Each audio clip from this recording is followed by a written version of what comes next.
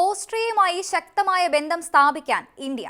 ഇതിനായി ഓസ്ട്രിയൻ കമ്പനിയായ ഷിബൽസിന്റെ ക്യാംകോപ്റ്റർ S-100 ഹെലികോപ്റ്ററിന് വേണ്ടിയുള്ള കരാർ ശക്തിപ്പെടുത്തിയിരിക്കുകയാണ് ഇന്ത്യ. ക്യാംകോപ്റ്റർ S-100 എന്നത് ഒരു ഏരിയൽ സംവിധാനത്തിലുള്ള ആളില്ലാ ഹെലികോപ്റ്ററാണ്. ഹെലി ക്യാമിനോട് സമാനമായ രീതിയിൽ ഉയരത്തിൽ പറക്കാനും കാര്യങ്ങൾ പകർത്താനും ഇതിന് സാധിക്കും.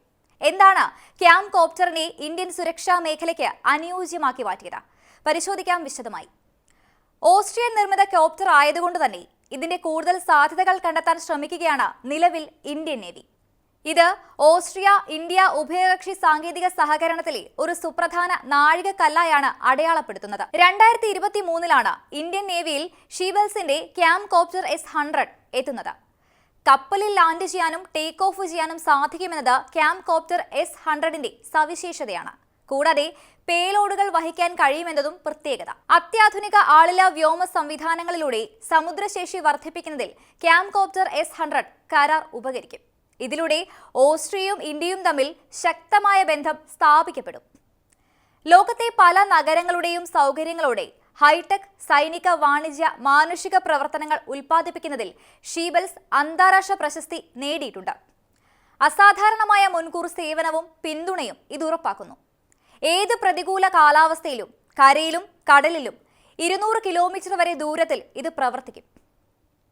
മുൻകൂട്ടി പ്രോഗ്രാം ചെയ്ത GPS വേ പോയിന്റുകൾ വഴി S-100 സ്വമേധയാ നാവിഗേറ്റ് ചെയ്യുന്നതാണ്. അല്ലെങ്കിൽ ഒരു പൈലറ്റ് കൺട്രോൾ യൂണിറ്റ് ഉപയോഗിച്ച് നേരിട്ട് പ്രവർത്തിപ്പിക്കാം. ഒരു ലളിതമായ point and click graphical user interface വഴിയാണ് ദൗത്യങ്ങൾ ആസൂത്രണം ചെയ്യുകയും നിയന്ത്രിക്കുകയും ചെയ്യുന്നത്. ഇന്ത്യൻ നാവികസേന ഇന്ത്യൻ മഹാസമുദ്ര മേഖല ആശയവിനിമയത്തിന്റെ കടൽപാത നിരീക്ഷിക്കാൻ ഇന്റലിജൻസ് സർവൈലൻസ് ആൻഡ് റിക്കോണസൻസ് ഏറ്റെടുക്കുന്നു.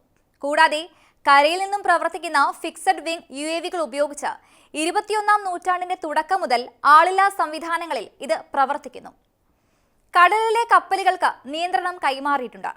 ഈ മീഡിയം ഓൾട്ടിറ്റ്യൂഡ് ലോങ് ഇൻഡുറൻസ് AVകളുടെ ഉപയോഗം ഇന്ത്യൻ നാവികസേനയ്ക്ക് സുപ്രധാനവും നിർണായകവുമായ അനുഭവം പ്രദാനം ചെയ്തു.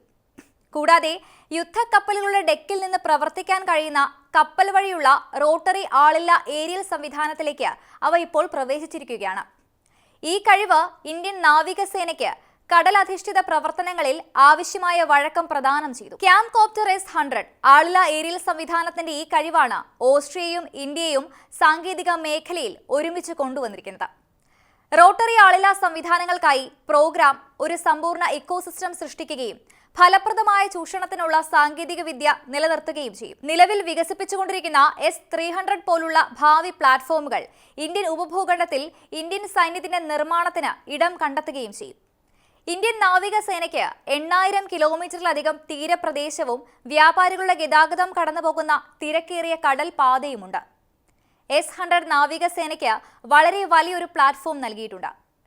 S-100 ഉപയോഗിച്ച് മെച്ചപ്പെട്ട മൾട്ടി റോൾ മൾട്ടി ഡൊമൈൻ നേടാനുള്ള കഴിവും നാവികസേന കണ്ടെത്തിയിട്ടുണ്ട്.